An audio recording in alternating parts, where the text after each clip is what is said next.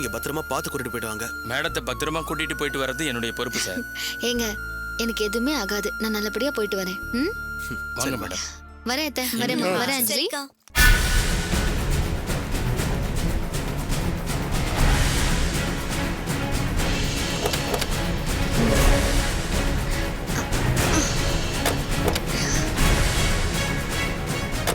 வரேன், பாய்.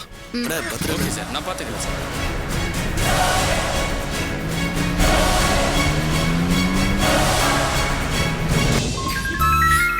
அகிலா, உன் ஃபோன் அடிச்சிட்டே இருக்கு. இந்தா. ஏன் நீங்க அட்டெண்ட் பண்ணி பேச வேண்டியதுதானே? ஹலோ, சொல்லு விஜய். ரவிக்கு ஆக்சிடென்ட் ஆயிடுச்சு அண்ணி. என்னது? ரவிக்கு ஆக்சிடென்ட் ஆயிடுச்சா? எப்போ? நேத்து ஆக்சிடென்ட் ஆயிடுச்சு. பதட்டத்துல எனக்கும் அம்மாக்கும் யாருக்கு ஃபோன் பண்றதுன்னு தெரியல. இப்பதான் ஃபோன் பண்றோம். எந்த ஹாஸ்பிடல்ல சேர்த்திருக்கீங்க? அரும்பாக்கம் பூந்தமல்லி ஹை ரோட்ல இருக்க ஸ்டேட் ஹாஸ்பிடல். அம்மாவும் நானும் இங்கதான் இருக்கோம். சரி, நான் இப்பவே வரவே. அக்கா, ரவிக்கு ஆக்சிடென்ட்டா? ஆமா அஞ்சலி, ஹாஸ்பிடல்ல அட்மிட் பண்ணிருக்காங்களா? ஏங்க நான் போய் பார்த்துட்டு வந்துடுவா. நீ வா, நானும் வரேன். தனியா போவேனா? அக்கா, நானும் உங்க கூட வரேன்க்கா. பாவம்க்கா ரவி, எனக்கு உடனே பார்க்கணும் போல இருக்கு. அம்மா, நான் போயிட்டு வந்துட்டுமா? வரேன். சரி.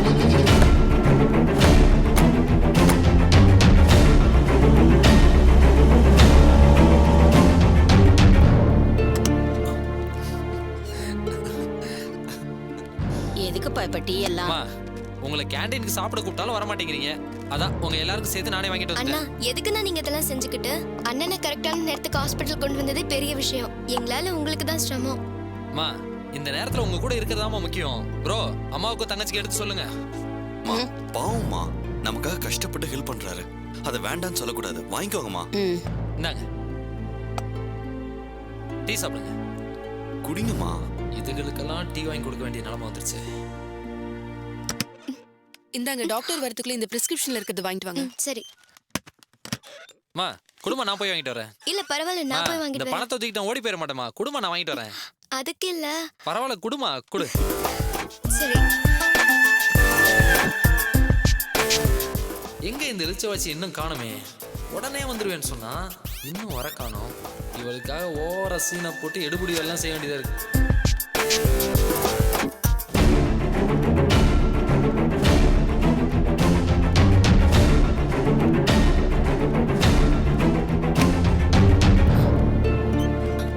வாங்க தம்பி. ரவி, ரவி, எப்படி ஆக்சிடென்ட் ஆச்சு? நீ ஸ்பீடாலாம் வண்டி ஓட்ட மாட்டியே? ஆமாண்ணா, நான் 40க்கு மேல போக மாட்டேன். நான் கரெக்டா தான் வந்தேன். பின்னாடி வந்து எவனோ இடிச்சிட்டு போயிட்டானா? நாசமா போறவன். அவன் வண்டி நம்பரை நோட் பண்ணியா இல்லையா நீ? கீழே விழுந்ததுல மயக்கமாயிட்டேன். எனக்கு எதுவும் தெரியல. என்னத்த, நீங்க நேத்து எனக்கு ஃபோன் பண்ணணுமா இல்லையா? ஏ விஜி, நீ அத எனக்கு கால் பண்ணிருக்கலாம்ல. நான் வந்து உடனே பார்த்து. சாரி அஞ்சலி, பதட்டத்துல மறந்துட்டேன். ஆமா விஜி, நீ அஞ்சலிக்கும் பண்ணிருக்கணும். நான் லாக்அப்ல இருந்தப்ப எனக்காக கோவில வேண்டிக்கிட்டு பிரசாதெல்லாம் கொடுத்தாங்க.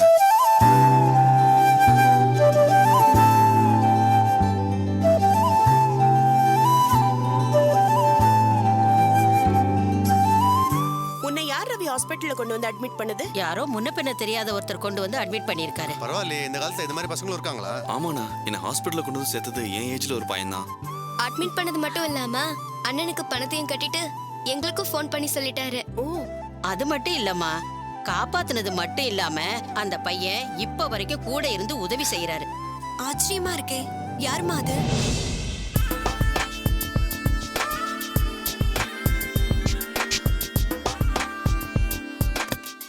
அஞ்சலி, இவர்தான் காப்பாத்தினாரு. இவரை எனக்கு நல்லா தெரியும் மாமா. இவர் உனக்கு எப்படிமா தெரியும்? இல்ல மாமா, இவர் இந்த மாதிரி நிறைய ஹெல்ப் பண்ணிருக்காரு. ரொம்ப தேங்க்ஸ் குணா. ரொம்ப தேங்க்ஸ்மா. இதுக்கெல்லாம் நீங்க தேங்க்ஸ் சொல்லணுமா? நாங்க தான் உங்களுக்கு தேங்க்ஸ் சொல்லணும். உங்களை மாதிரி நல்லவங்க இருக்கிறதுனால தான் சொசைட்டில இன்னும் மனுஷத்தன்மை இருக்கு. பக்கத்துல இருக்க மனுஷன் கஷ்டப்படும் போது உதவி செய்யலன்னா நாமெல்லாம் என்னங்க மனுஷங்க? இவர் எப்பவுமே இப்படிதான் நிறைய ஹெல்ப் பண்ணுவாரு. ஆனா அத பத்தி யார்கிட்டயும் அழட்டிக்க மாட்டாரு. அகிலா, சத்யா ஆபீஸ் போக ஆரம்பிச்சாச்சா? இப்பதான் அந்த சத்யாவை அனுப்பிச்சிட்டு நாங்க இங்க கிளம்பி வரோம். இல்ல ப்ராப்ளம்ஸ். சரி. மாத்திரை போட்டேன். வலியும் பெருசா இல்ல.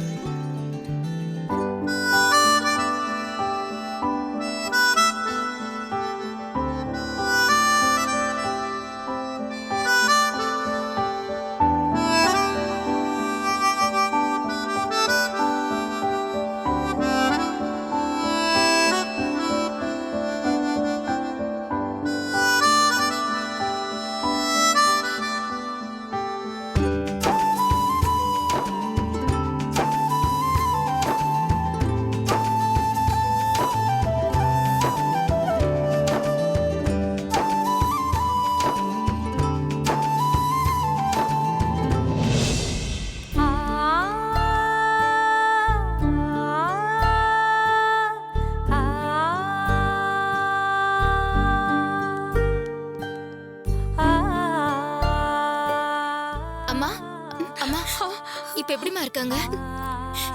தெரியலையேம்மா. டாக்டர் யாரும் எதுவும் சொல்ல மாட்டேங்கிறாங்க.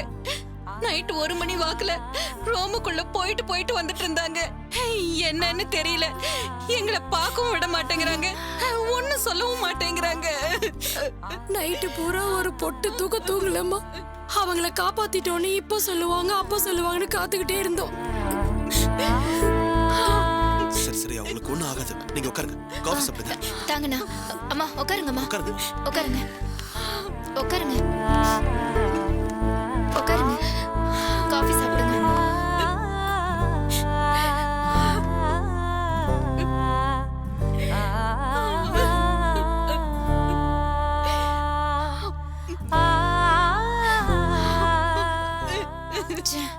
நல்ல மனுஷன், யாருக்கும் எந்த பாவமும் நினைக்காதவரு. அவரை போய் கொலை பண்ண பாத்திருக்காளே, அவள நல்லா இருப்பாளா? ஏன் புருஷன் கூட உனக்கு என்னடி பேச்சுன்னு என்கிட்ட சண்டைக்கு வந்த அந்த வினு. ஆனா புருஷன் மேல பாசம் வச்சிருக்கிற லட்சணமா இது? ஏற்கனவே அந்த காயத்ரி கிட்ட இருந்து 2 கண்டத்துல தப்பிச்சாமா. இப்ப 3வது தடவையா கொல்ல பாத்திருக்காமா. அவளுக்கு ஒரு சாவு வர மாட்டேங்குது. என் புருஷனை மட்டும் சும்மாவா விட்டா? அவரையும் கடத்திட்டு போய் என்னென்னமோ பண்ணாலே. அவ மட்டும் என் கையில கிடைக்கட்டும், அவளை 2ஆ பொளந்துடுற பாரு. அண்ணே, இது எனக்கு அவளுக்கு உள்ள பிரச்சனை. அவளை நான் பாத்துக்கிறேன்.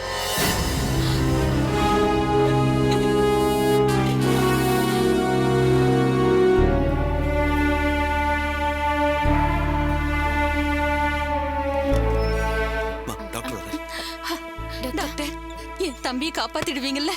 பித்து பிடிச்ச மாதிரி இருக்கு, சொல்லுங்க டாக்டர். 2 பேரையும் காப்பாத்திட்டோம். மூச்சு குழாயில இருந்த மண்ணெல்லாம் எடுத்துட்டோம். 90% பிரீத்திங் இப்ப நார்மல் ஆயிடுச்சு. நல்லா சுவாசிக்கிறதுனால இனிமே கவலைப்பட வேண்டியதில்லை. நாங்க போய் பார்க்கலாமா? மயக்கம் தெரிஞ்சோன்னு போய் பாருங்க. ரொம்ப நன்றிங்க. வாமா. தம்பி வாங்கக்கா. இப்ப எப்படிப்பா இருக்கு? பரவாயில்லக்கா. எங்க இப்படி அங்க பண்ணுவீங்க? நீங்க என்ன விட்டுட்டு போயிடுவீங்கன்னு நைட் எல்லாம் நினைச்சு அழுதுகிட்டே இருந்தேன். ஏண்டி, அது எப்படி உன்னை அவ்வளோ சீக்கிரத்தில் விட்டு போவேன்? நீ என்கிட்ட வாங்கி கட்டிக்க வேண்டியதுன்னு எவ்வளவோ இருக்குது. நீங்க என்ன வேணாலும் பண்ணுங்க, எப்படி வேணாலும் திட்டுங்க, ஆனா என்ன விட்டுட்டு மட்டும் போயிடாதீங்க. தம்பி, அந்த படுபாவி உன்னை இப்படி பண்ணிட்டாளே, நீ பொழைச்சு கண்ணை திறக்கிற வரைக்கும் என் உயிர் என்கிட்ட இல்லப்பா. அக்கா, செத்தே போயிட்டேன்னு நினைச்சேன்க்கா.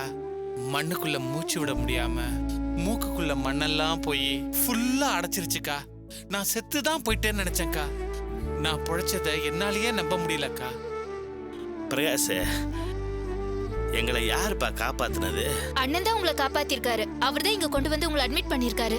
அடடா, தம்பினா இப்படிதான்ப்பா இருக்கணும். நாங்க எங்க இருக்கிறோம் என்ன பண்றோம்னு யாருக்கும் எந்த தகவலும் கொடுக்கல. நீ எப்படிப்பா கண்டுபிடிச்ச? அண்ணா, அந்த வினோதனிக்கு வந்திருந்த போன் எல்லாம் ட்ரேஸ் பண்ணோண்ணே. அது மூலமா தான் ராஜுவோட வாட்டர் பிளான்ட்ல உங்க மொபைல் சிக்னல் காட்டுச்சு.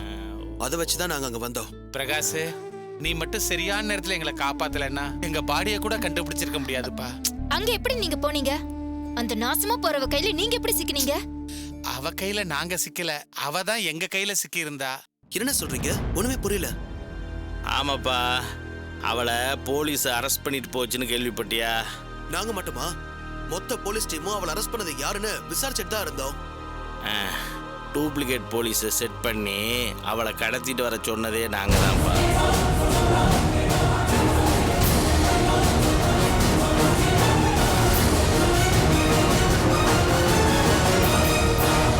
ஆமாப்பா, அவ அட்டூழியம் ஓவரா போயிடுச்சு. பாவம்பா உங்க அம்மா. அவங்க மனசு நொந்து போய் இவளுக்கெல்லாம் ஒரு முடிவே இல்லையான்னு கேட்டவுடனே என் மனசுக்கு ரொம்ப கஷ்டமா போச்சுப்பா. உங்க அம்மா எனக்கு ஒரு கடவுள் மாதிரிப்பா. ஆமா பிரகாஷ், பாவம் சத்தியகலா ஏதோ வெள்ளேந்தியா என்கிட்ட பேசிட்டு இருக்காங்கிறதுக்காக அக்காவும் தங்கச்சியுமா ரோட்ல வச்சு அவளை அடி அடின்னு அடிச்சுட்டாங்க பிரகாஷ். அதை தட்டி கேட்க போன என்னையும் அடி அடின்னு அடிச்சுட்டாங்க பிரகாஷ். இதுக்கெல்லாம் ஒரு முடிவு கட்டணும்னா அந்த காயத்ரியை ஒழிச்சு கட்டுறதுதான் சரின்னு நாங்க 2 பேரும் யோசிச்சோம். ஆமா பிரகாஷ், அதுக்காகத்தான் அவளை கரண்ட் ஷாக் வச்சு கொல்லணும்னு முடிவு பண்ணி உங்க வீட்ல இருந்தே கரண்ட் இழுத்து அவ வீட்டு கதவுல வச்சோம்.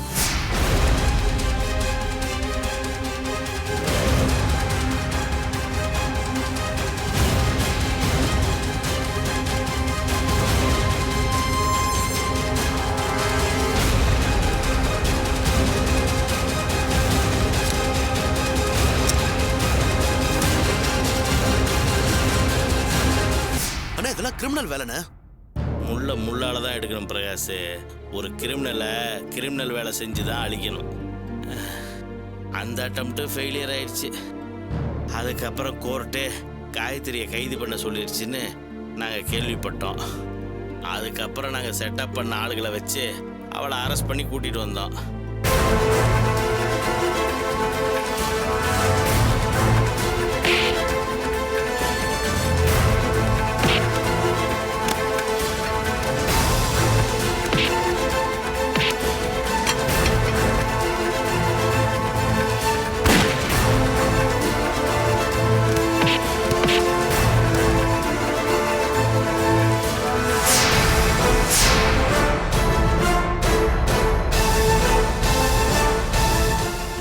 ஏமாந்துட்டப்பா. அவ கையில துப்பாக்கி இருந்தது தெரியாம போச்சு. இல்லைன்னு வச்சுக்க அந்த குழியிலேயே அவ சமாதி ஆயிருப்பா. ஆமாம் பிரகாஷ், அவ கையில மட்டும் துப்பாக்கி இல்லாம இருந்துச்சுன்னு வச்சுக்கோ, அவ சாவை இப்ப நாம கொண்டாடிட்டு இருந்திருக்கலாம். உங்களுக்கு கொஞ்சமாவது ஏதாவது இருக்கா? அவ அவமானப்படுத்தினாங்கிறதுக்காக இப்படியே கொலை பண்ண இறங்குவீங்க? அவ என்ன மட்டும் இல்ல, உன்னையும் தானே அசிங்கப்படுத்தினா. அதை பொறுத்துட்டு இருக்க சொல்றியா? வேண்டாங்க. எதுக்கு இந்த மாதிரி விஷயம் எல்லாம்? எனக்காக நீங்க எவ்வளவு தூரம் பண்ணிருக்கீங்கன்றத நினைச்சாலே நெகிழ்ச்சியா இருக்கு. ஆனா உங்களுக்கு ஏதாவது ஒண்ணு ஆயிருந்தா எங்களால தாங்கிக்க முடியுமா? நீங்கெல்லாம் இருக்கிற வரைக்கும் எங்களை யாரும் எதுவும் செய்ய முடியாதுன்னு எங்களுக்கு நல்லாவே தெரியும்.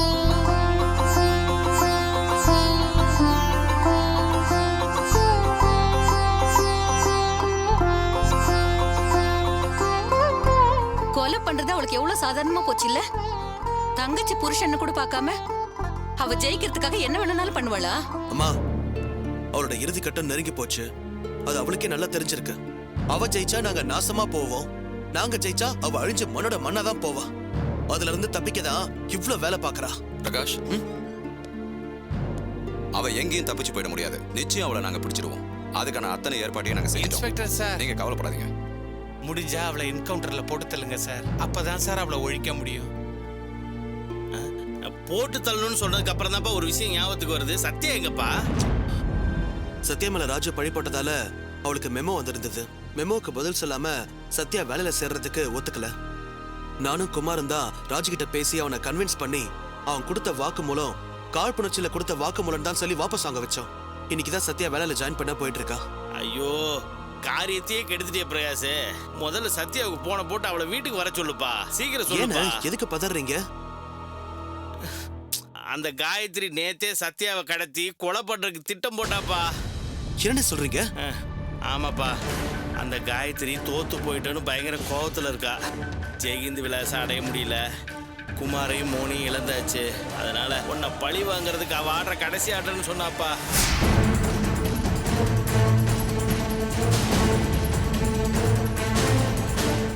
ஆமா பிரகாஷ், எனக்கு இப்பதான் ஞாபகம் வருது. உன்னை பழி வாங்கணுங்கிறதுக்காக சத்யாவை கொலை பண்ணணும், சத்யாவை இழந்து நீ அழுவுறத பார்த்து ரசிக்கணும்னு சொன்னாப்பா. சத்யாவை வெட்டி அந்த உடம்போட பார்ட்ஸ் எல்லாம் சென்னையில மூளைக்கு வீசுவேன்னு வெறி பிடிச்ச மாதிரி பேசினாப்பா. சத்யாவுக்கு ஏதோ ஆயிருமோன்னு பயமா இருக்குப்பா. சீக்கிரமா கான்டாக்ட் பண்ணுப்பா, வீட்டுக்கு வந்துட சொல்லுப்பா.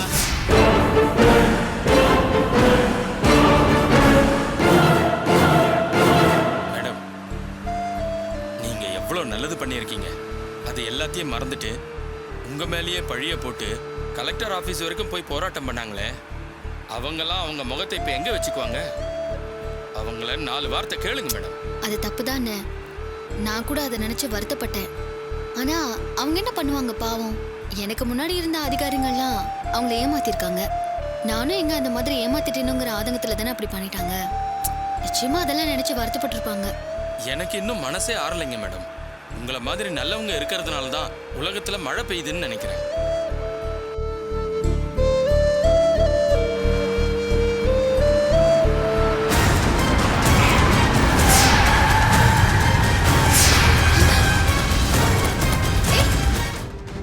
யாரா நீங்க?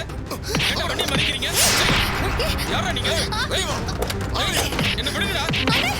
போலீஸ் ஃபோன் பண்ணிட்டுமா? என்ன அடிக்கிறீங்க?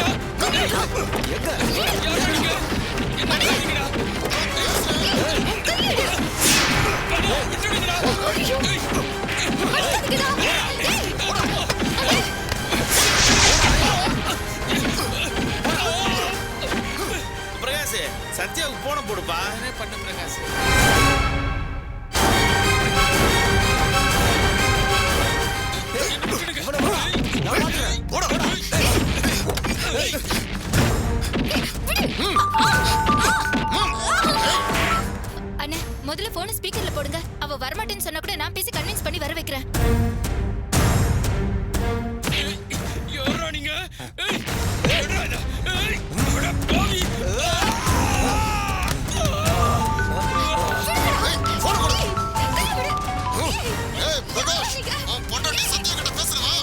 டேய் யாரா நீ? சத்யா என்ன பண்றீங்க? உன் பொண்டாட்டி சத்யாவை நாங்க தூக்கிட்டோம். எங்க கிட்டே மோதினல. இனிமே உன் பொண்டாட்டி நீ உயிரோடய பார்க்க முடியாது. அவ கத்துறது எனக்கு கேக்குதா? நல்லா கேளு. ஏன்னா இது கத்துறா. அவ பணம் கூட உன் கைக்கு கிடைக்காது. நீ எவ்வளவு முயற்சி பண்ணாலும் அவளை காப்பாற்றவே முடியாது. இனிமே உன் பொண்டாட்டி காயத்ரி அம்மாவோட பொறுப்பு. டேய் எங்கடா இருக்கீங்க? சத்யாவை விட்டுருங்க. உன் பொண்டாட்டியை கொலை பண்றதுக்கு தான் இப்ப தூக்கியிருக்கோம். இப்பவே அழுது தீத்துறாத.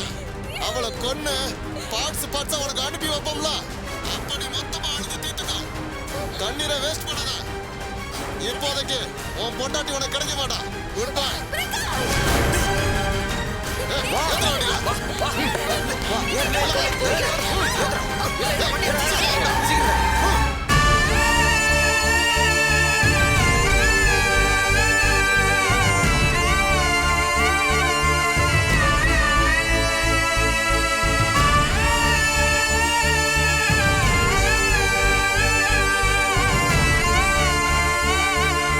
அண்ணே பிரகாஷ் அண்ணே பாத்துக்கலாம். என்னண்ணே? சத்யாவை காப்பாத்தணும் சார். அவ மொபைல் சிக்னலை வச்சு அவ எங்க இருக்கான்னு கண்டுபிடிச்சிடலாம். வாங்க சார் போலாம். சரி.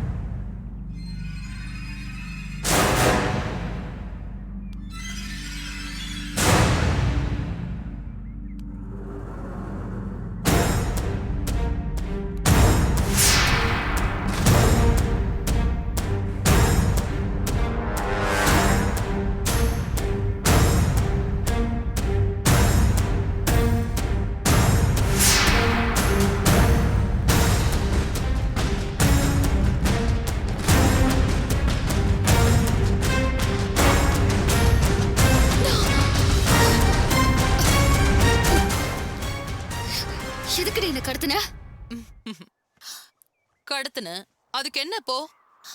இப்ப நான் என்ன பண்ண போறேன் தெரியுமா? உன்னை டார்ச்சர் பண்ணி கொலை பண்ண போறேன். உன் மிரட்டலுக்கெல்லாம் பயப்படுற ஆள் நான் இல்ல. உன்னால இதை எதுவுமே பண்ண முடியாது. இப்ப நீ பார்க்க தானே போற. இன்னைக்கு நீ படாத வேதனை எல்லாம் பட போற. ஏண்டா இவளை பகைச்சுக்கிட்டோன்னு தவிச்சு தவிச்சு அழ போற. கடைசியில செத்து போக போற. நீ என்ன வேணாலும் பண்ணலாண்டி, ஆனா சட்டத்துக்கிட்ட இருந்து உன்னால தப்பிக்கவே முடியாது. அப்படியா?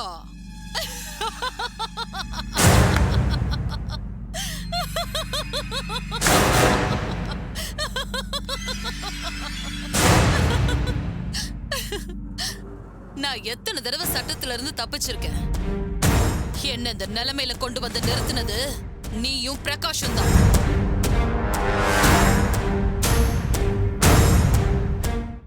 என்ன சப்ஸ்கிரைப் பண்ண சொல்லி அந்த பிரகாஷ் சொன்னானாமே, இப்ப நான் சொல்றேன், நீங்க யாரும் கீழே இருக்கிற சப்ஸ்கிரைப் பட்டனை கிளிக் பண்ணவே கூடாது. கிளிக் பண்ணாதீங்கன்னு சொல்றேன்ல, பண்ணாதீங்க.